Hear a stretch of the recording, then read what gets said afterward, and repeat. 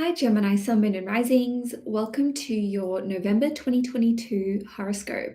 My name is Cailin, and today I'm going to be covering all of the major transits for the month ahead using tropical astrology and the whole sign system.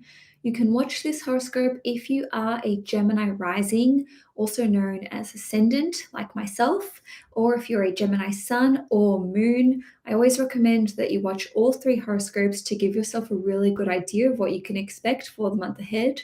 But generally speaking, you'll find that the rising sign horoscope will be the most accurate for you overall.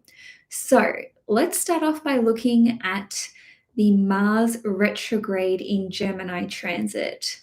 First of all, Mars stations retrograde in Gemini on the 30th or the 31st of October, depending where you live in the world. So Mars will actually be retrograde in Gemini in your first house, in your sign, for all of November, all of December, and it will be retrograde until the 12th of January in 2023. So us Geminis are definitely going to be feeling it. Now, with Mars being retrograde in your first house, this can impact you when it comes to your physical body and your appearance, your ambition, your drive, and your willpower, your persona, and the impression that you're making on other people. And I'm going to go into a few other things as well. So, because the first house rules over your physical body and physical appearance, you may be setting new goals for yourself. So maybe you want to lose weight, get more toned, or just change up your appearance in a way that is personal to you. Mars rules over muscles, so you may be looking at developing more muscle. And for some of you, you may be experiencing depleted energy levels, and you may be quite fatigued during this period of time. Now, the reason why that would be is most likely due to you working on your long-term goals and dreams, and that is because Mars rules over your 11th house, which is connected to these long-term goals and dreams. It also rules over your 6th house, and this is connected to work. So you may be burning the candle at both ends when it comes to your work life. Now, with Mars being retrograde in the first house, and the first house being the physical body, this can lead to there being inflammation in the physical body. You may be experiencing headaches, migraines, or muscle aches. So, just do whatever you need to, which I can't give any medical advice, but I just wanted to let you guys know that that is a possibility. And this can really see you having to access your deepest reserves of willpower and endurance. So you may need to use your stamina to achieve certain long-term goals and dreams. So in terms of the Geminis who will feel it on the physical side of things, this is more so my Gemini risings like me, and also Gemini suns. If you are a Gemini moon, this is not so much about your physical body. This could be your emotions, because the moon rules over our emotions and what's going on at an internal level. So maybe you're feeling quite anxious. Well, could be anxious or just frustrated or restless beneath the surface. And the same can be said for Gemini risings and moons, not so much suns when it comes to the emotional side of things. Now, like I said, you could be trying really hard to achieve a long-term goal or dream, or just like a big goal of yours. And in terms of the time frame, like I said, Mars is retrograde from the end of October until the 12th of January in 2023. So this is when it is crunch time, so to speak. This is when you'll be putting in the bulk of your energy and effort into, achieving these goals and dreams. But having said that, Mars first entered Gemini on the 20th of August, and it will be in Gemini in full, the whole transit until the end of March. So that's like a 7-month transit. So you could be acting on seeds that you planted at the end of August, or maybe sometime in September or October, but then the busy time is, during the retrograde itself. So some of you may be returning, which is the retrograde, to a former goal or dream of yours. Maybe you had to put it on pause. Maybe this is even something from a few years ago and you're bringing it back up now.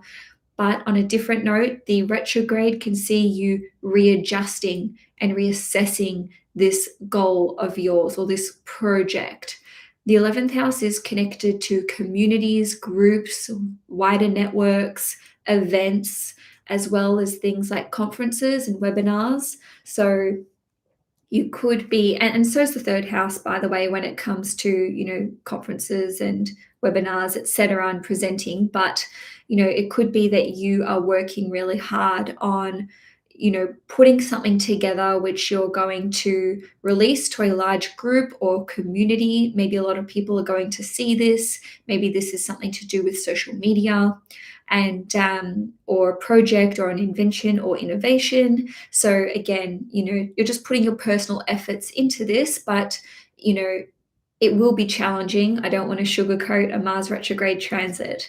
So with the first house ruling over your persona, you can come across as a little it's more like verbally aggressive because it's in the sign of Gemini, not like full aggro. So just be careful with your words, which is Gemini, because Mars retrograde here can see you activating that silver tongue. So just know that if let's say you're going to confront someone and you've got a plan, which is not very Gemini, but let's say you've got a plan of what you want to say, just rein it in a bit, dial it back a bit. A little goes a long way and less is more while Mars is retrograde. Okay, so channel that frustration that you have and this restlessness, which is the retrograde energy, into ambition and being assertive. And for some of you, you could just have so many plans that you want to achieve, projects, I mean to say, that you're needing to cut back and trim those, especially because Mars rules over your 6th house. So it's like there's only so much that you can work on. There's only so much time in a day. So this is about triaging your projects, if I can put it that way, and just making sure that you are making the best use of the time that you have available to you. You may feel like you need to access a different level of courage and bravery to really go out there and pursue your goals and dreams. And, this may even be without the support of your community or your network or your friends, because Mars rules over your 11th house and it's retrograde there. So you could be pruning the friendship tree, as I like to say, cutting ties with people, making changes to who you connect with. And this doesn't mean like your bestie, this is your wider network. Maybe you're like, I don't really have time to just keep up with the amount of contacts that I have that I'm texting and emailing and catching up with. I really need to prioritize the friendships and the relationships that are important to me. And unfortunately, that may mean that some need to fall by the wayside. In a business sense, this can see you making changes to your target audience. So you could be reassessing who you want to be selling to, who you want to have buying your products, what kind of people you want to do business with.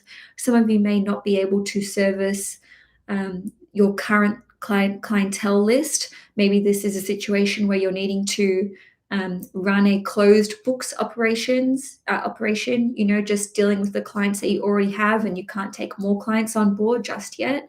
And maybe you're looking at scaling things, so that you can expand, but it's like you need to contract in order to go further, if that makes sense. So if you are a Gemini moon person, unfortunately, this can see there being discord with older siblings, because Mars rules over the 11th house. Having said that, Gemini rules over siblings anyway, so there could just be like tension in those relationships, and it could be with friends as well. And another thing I want to touch on before I move on is that Mars rules over your 6th house, which is connected to health, habits, routines, And Mars is a very sexual energy, and it rules over our primal instincts. So during this period of time, some of you may be feeling quite sexually frustrated.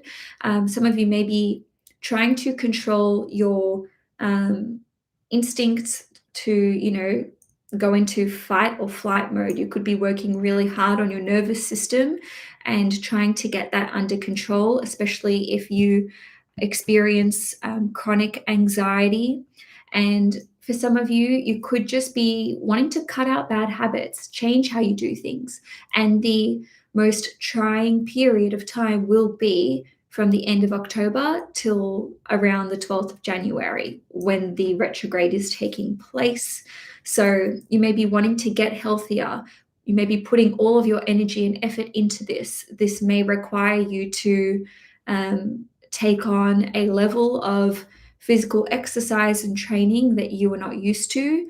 Maybe this is because you've received this advice from a doctor or a health practitioner, or maybe this is just you setting your own goals and you're just driving yourself really hard. Now, let's have a look at the total lunar eclipse. So this will occur on the 8th of November. This total full moon eclipse will be in Taurus, in your 12th house at 16 degrees, and it will be nearly exactly conjunct Uranus. So that means that there is another added layer of unpredictability.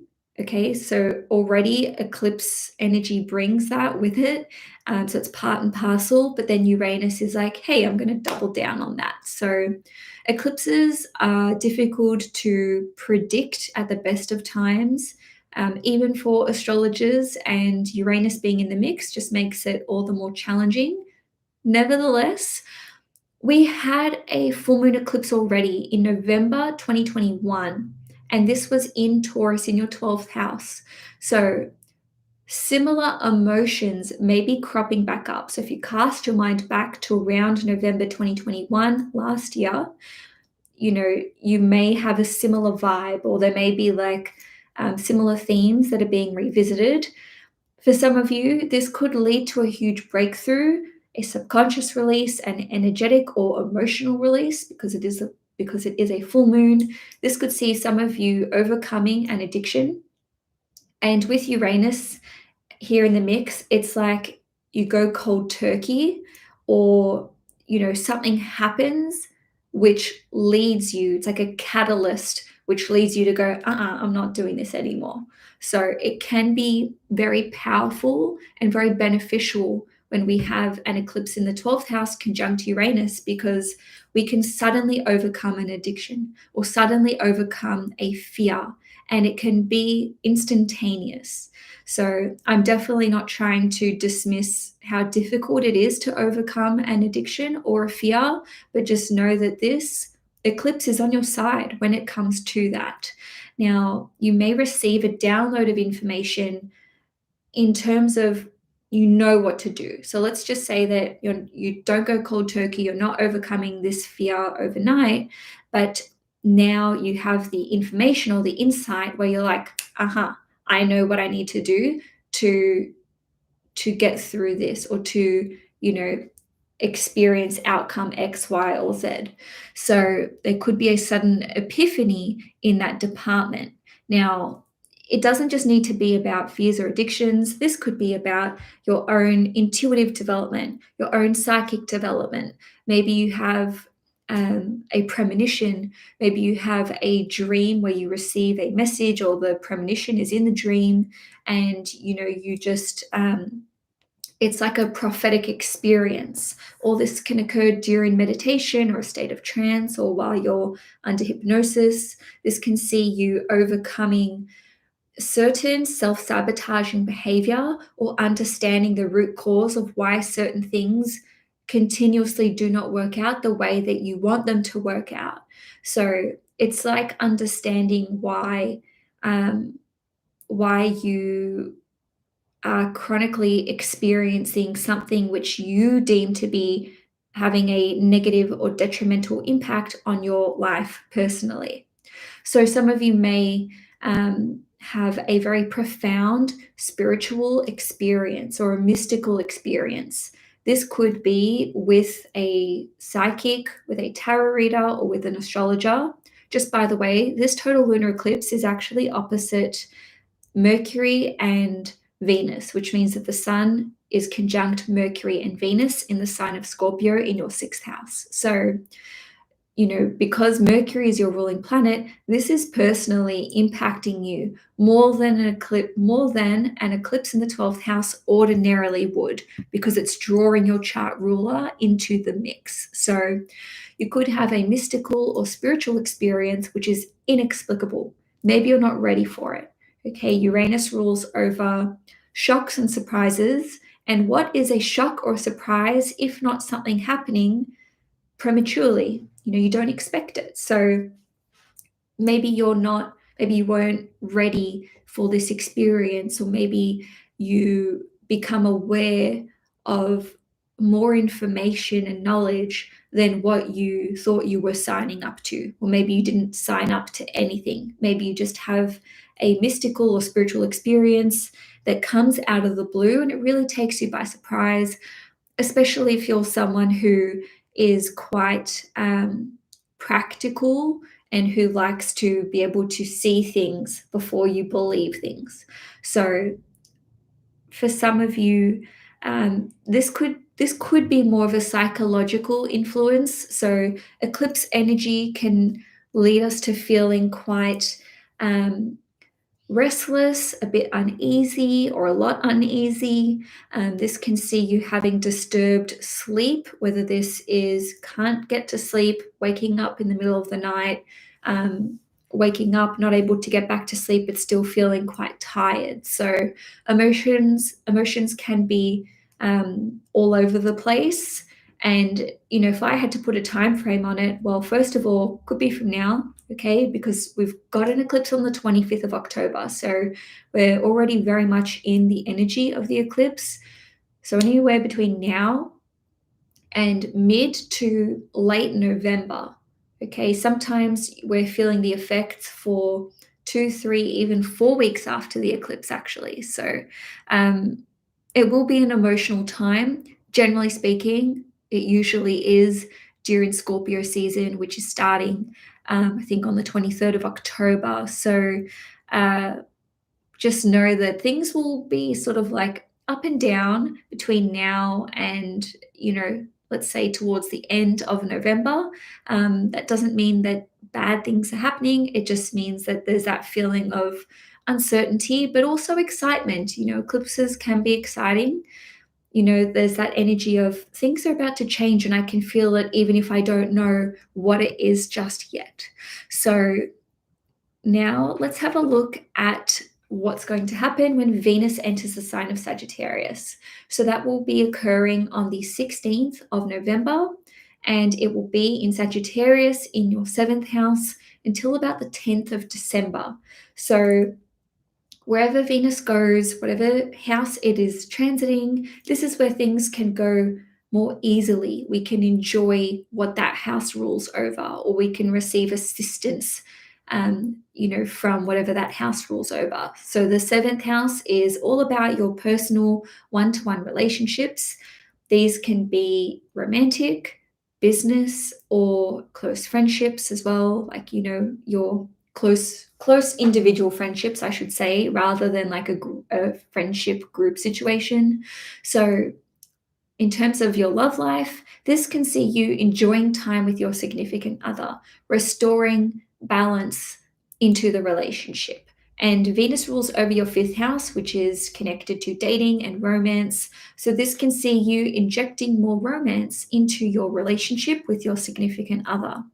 And on a different note, something really positive or really good could be happening in the life of your significant other. So maybe they're receiving praise or acknowledgement for, or compliments, let's say, for a job well done, or they're feeling good about themselves. Maybe you're finding them more attractive. Maybe they are more patient, or maybe there's just more love and romance and harmony in the relationship. Now, on a business level, this could see you making more sales, doing more deals. This could see you welcoming new clients, more contracts. Maybe you're going to be offering new services because the seventh house is connected to services and Venus rules over your fifth house, which represents your business. So, this is for those of you who own your own business. Nevertheless, if you are in an industry or in a job which requires you to sell, whether that's, real estate, retail, whatever it is, doesn't matter. This can see you doing more deals, making more sales, and maybe some of you will actually get some really good feedback from clients or from someone that you worked with or collaborated with. So, lastly, with this transit, Venus rules over the fifth house, which represents children, and it is in the seventh house, and the seventh house is connected. It represents your second born child. So this could see you experiencing more harmony and joy within the relationship that you have with your second born child, or something really positive or good could be happening in the life of your second born child. So now let's have a look at one of the biggest transits for November, which is the Mars-Neptune square. And if you've watched other astrological forecasts, I'm sure that they all will be talking about this transit. So first of all, Mars will square Neptune 3 times. The first time was on the 12th of October, so a week ago from when I'm filming this video. Second time, like I said, it's the 19th of November, so that's what I'll be discussing. And then the third square that Mars will make with Neptune will be on the 14th of March in 2023.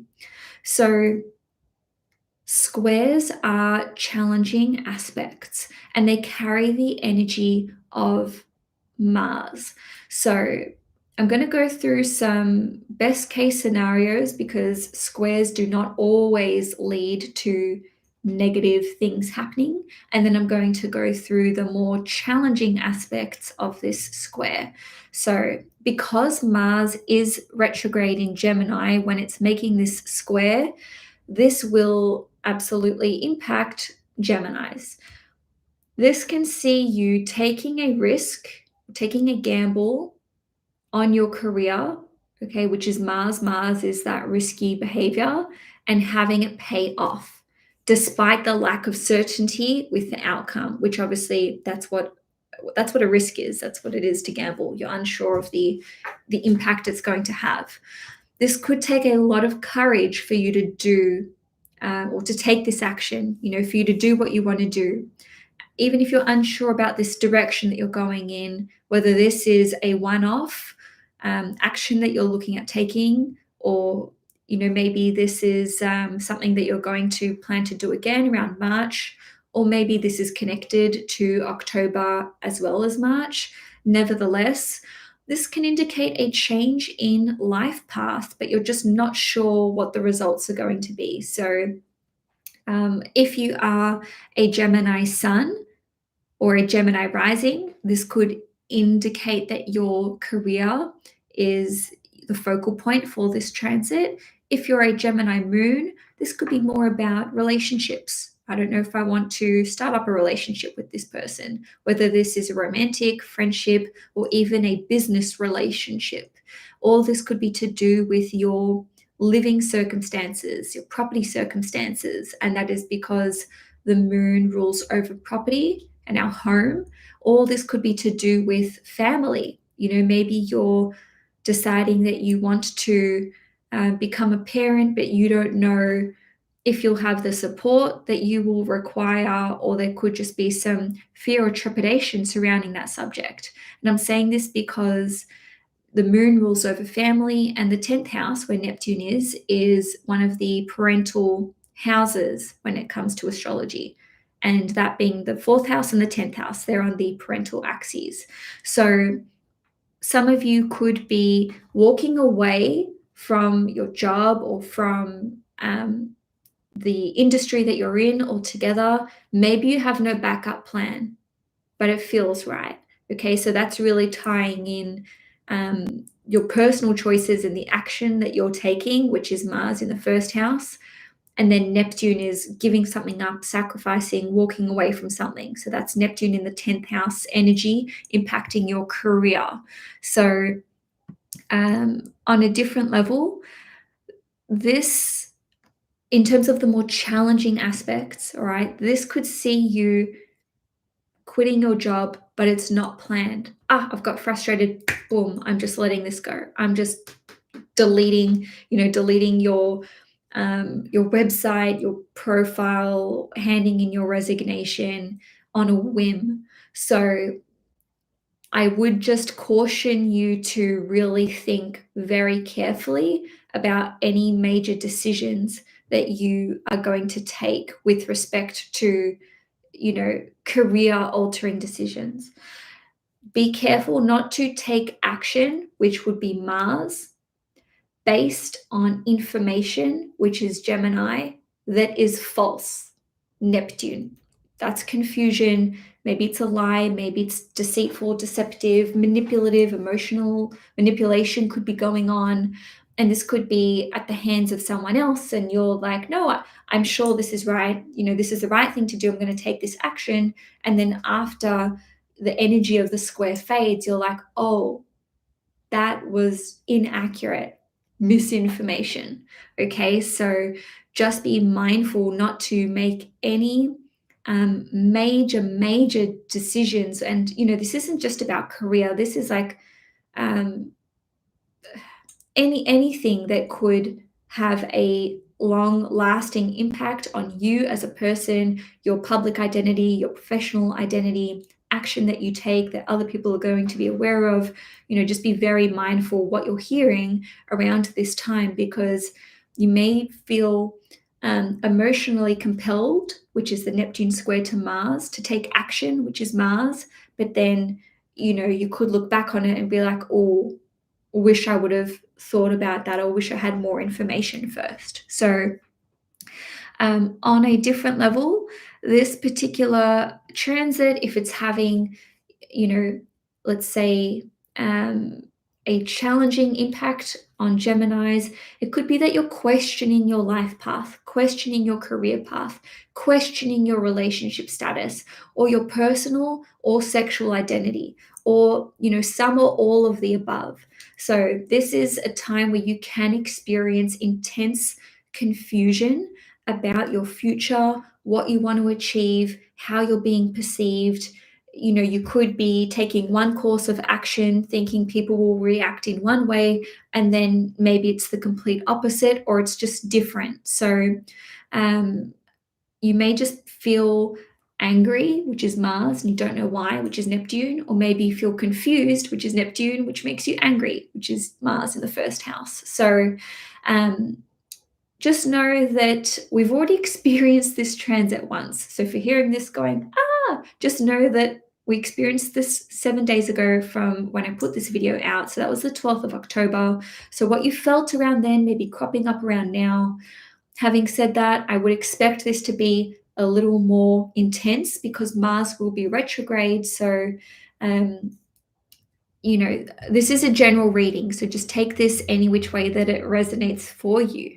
Now, on the 23rd or the 24th of November, depending where you live in the world, there will be a new moon in Sagittarius in your 7th house, and this new moon will be conjunct Venus and Mercury, which is your ruling planet, my ruling planet too. So new moons indicate a new chapter starting. We're planting the new seed. And, because this is occurring in your 7th house, which I discussed with Venus traveling through your 7th house, this can see you on a romantic level, taking it to the next level, whether this is you were dating and now you're exclusive, or you're already exclusive and you're talking about moving in together, or some of you could be talking about buying a property, getting engaged, maybe you're planning your wedding. Some of you could be talking about renewing your vows.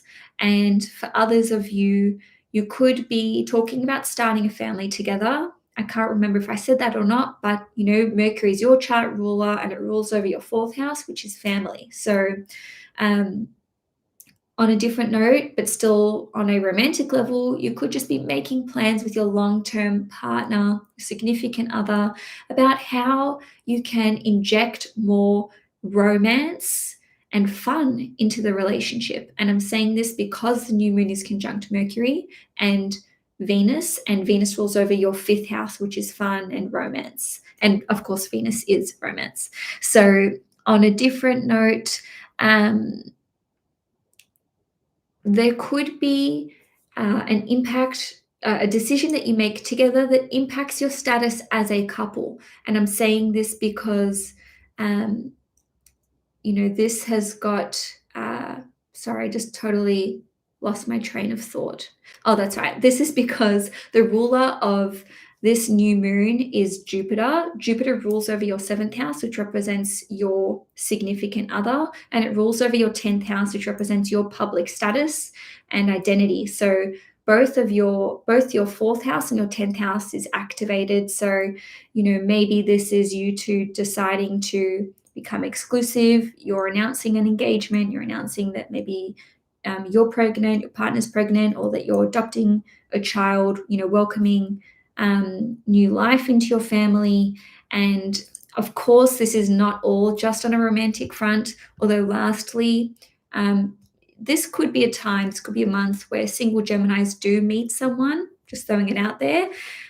On a non-romantic level, a new moon in the 7th house conjunct Mercury and Venus could indicate that you're making a new friend, doing an important deal or signing a contract with another person.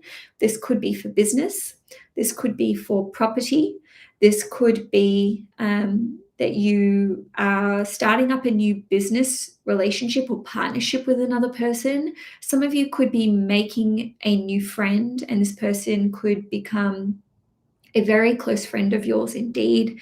And of course, if you own your own business, some of you may be looking at offering new services in that business.